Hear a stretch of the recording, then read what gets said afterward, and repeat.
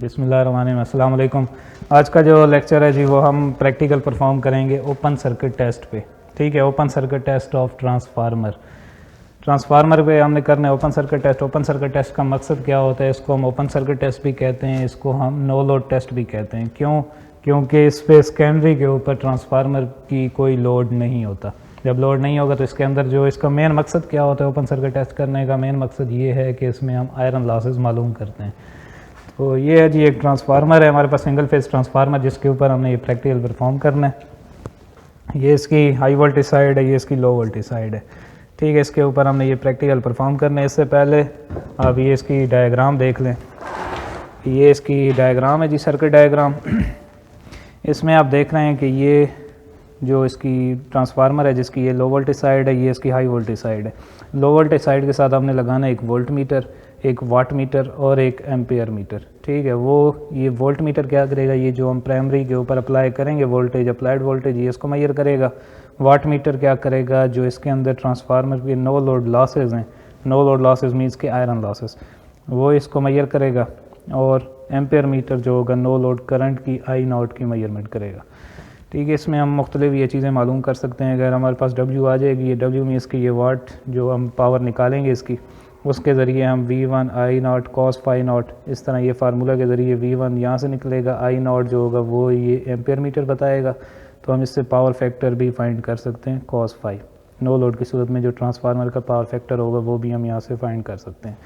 तो IW और Imu ये क्या चीज़ें जी? ये ट्रांसफार्मर नो लोड करंट के दो कंपोनेंट्स होते हैं। आपको मालूम है कि एक को हम कहते हैं वर्किंग कंपोनेंट IW और दूसरा होता है मैग्नेटाइजिंग करंट या Imu। तो ये भी इसके ज़रिए फाइंड किए जा सकते हैं। और एक्साइटिंग सर्किट जो होता है उसकी रिएक्टेंस X0 और इसकी रेजिस्टेंस, एक्साइटिंग सर्किट की रेजिस्टेंस, ये भी हम फाइंड कर सकते हैं इसके ज़रिए V1 ओवर IW। जब ये निकल आएगा IW तो V1 ओवर IW आ जाएगा, और जिस टाइम Imu निकालेंगे तो उस टाइम V1 ओवर Imu आ जाएगा। तो इसको हम परफॉर्म करते हैं। इधर लो वोल्टेज साइड पे हमने ये लगाना है और हाई वोल्टेज साइड को क्या करना है? ओपन सर्किट कर देना, या इधर एक वोल्ट मीटर लगा देंगे वोल्टेज मेजर करने के लिए, सेकेंडरी वोल्टेज को। तो यहाँ पे लोड नहीं होगा, इसलिए ये इसको ओपन सर्किट टेस्ट कहते हैं, क्योंकि यहाँ पे सेकेंडरी इसकी ओपन है या नो लोड है। तो अब आते हैं जी इसी सर्किट डायग्राम के मुताबिक हम इसके कनेक्शन करेंगे। तो कनेक्शन करने के लिए सबसे पहले जी अब ये सर्किट डायग्राम के मुताबिक हमने करना है। अब इसमें जो सर्किट के मुताबिक जो वोल्ट मीटर है, ये वाट मीटर जो है, इस वाट मीटर की जगह हम ये एक वाट मीटर है हमारे पास, ठीक है, इसको भी यूज़ कर सकते हैं। वाट मीटर के अंदर दो चीज़ें होती हैं, एक करंट कॉइल होती है, दूसरी प्रेशर कॉइल होती है, या इसको वोल्टेज कॉइल भी कहते हैं। जैसे कि यहाँ पे सर्किट में आप देख रहे हैं, ये ऊपर वाली जो है ये करंट कॉइल है, ये वाली इसकी वोल्टेज कॉइल है। करंट कॉइल हमेशा पैरेलल में सीरीज़ में होती है और वोल्टेज कॉइल जो है ये पैरेलल में होती है। तो ये इसके दो टर्मिनल्स हैं जी वोल्टेज के, ये 2 पॉइंट्स वोल्टेज के लिए, और ये जो 3 पॉइंट्स हैं ये करंट वाले हैं। ठीक है, अगर हमने 1 एम्पेयर लोड अगर है हमारे पास तो उसकी मेजरमेंट करनी है तो यहाँ तक कर सकते हैं। अगर 5 एम्पेयर तक की मेजरमेंट करनी है तो ये 2 पॉइंट यूज़ करेंगे। तो ये वाट मीटर भी यूज़ किया जा सकता है, लेकिन इसको यूज़ करने की बजाय हम डायरेक्ट जो है इस पैनल को यूज़ करेंगे। ठीक है, इस पैनल के ऊपर तो ये जो किट है इसके ऊपर आप W वाट, इसको आप ऑन करके मैं आपको दिखा देता हूँ 1 मिनट। तो ये आप देख रहे हैं जी, पहला ऊपर W लिखा हुआ है, W मीन्स के वाट, ये पावर को मालूम कर सकता है। इसी तरह यहाँ पे पावर फैक्टर cos फाई मालूम कर सकते हैं, वोल्टेज और करंट, ये इसी के तमाम चीज़ें से मालूम हो सकती हैं। हम डायरेक्ट इसी को ही यूज़ करेंगे एज ए वाट मीटर भी, वोल्ट मीटर भी और एम्पेयर मीटर भी। तो अब इसके कनेक्शन करते हैं जी ट्रांसफार्मर के। सबसे पहले क्या करना है जी, सर्किट डायग्राम के मुताबिक हमने चलना है। तो यहाँ से मेन सप्लाई लेंगे, ठीक है, वो हमने दे देनी है जी एम्पेयर मीटर को। ठीक है, ये एम्पेयर मीटर ऊपर AC वोल्ट मीटर, ये एम्पेयर्स के नीचे वाले टर्मिनल हैं, यहाँ पे लगा देंगे। एम्पेयर मीटर चूँकि सीरीज़ में होता है, ठीक है, यहाँ से एम्पेयर मीटर से आपने लेनी है और इसकी लो वोल्टेज साइड के साथ, लो वोल्टेज साइड ट्रांसफार्मर की ये वाली है 50 वोल्ट, और यहाँ पे ये 127 हाई वोल्टेज है, तो यहाँ पे लो वोल्टेज साइड के साथ ले देंगे यहाँ पे। और इसका जो सेकंड पॉइंट है,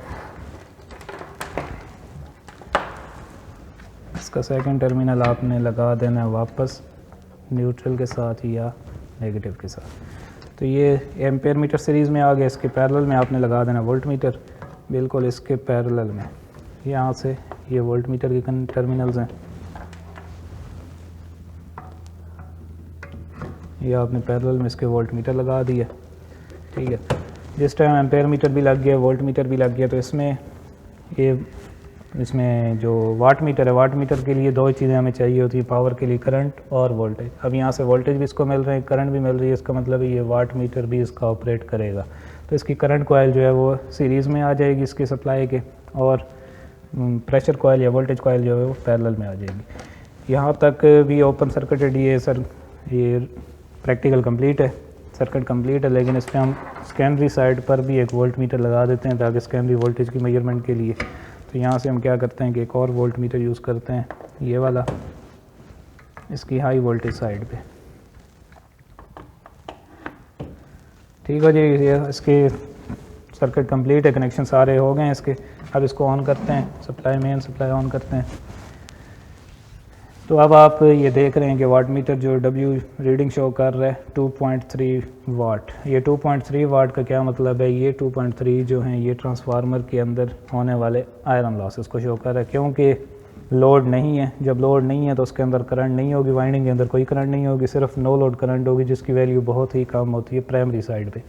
लेकिन इसकी सेकेंडरी में कोई करंट नहीं होगी जिसकी वजह से इसके अंदर कोई कॉपर लॉसेस नहीं होते, सिर्फ क्या होंगे, आयरन लॉसेस होंगे जो कांस्टेंट लॉसेस होते हैं।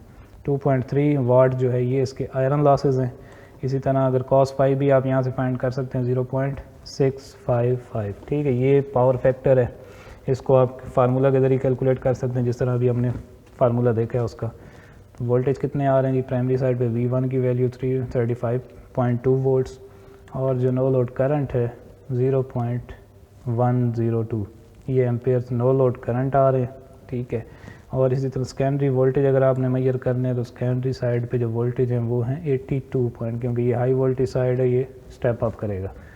तो ये है जी इसके ओपन सर्किट टेस्ट में। इसका अगर वोल्टेज हम यहाँ से इंक्रीज़ करते हैं थोड़ा,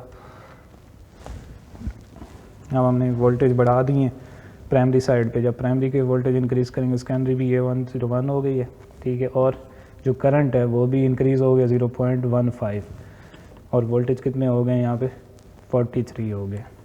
पावर फैक्टर भी इंक्रीज़ हो गया, सॉरी ये पावर फैक्टर 0.5 हो गया, ठीक है। और पावर जो होगी इसकी वो इंक्रीज़ होगी 3.4 वाट।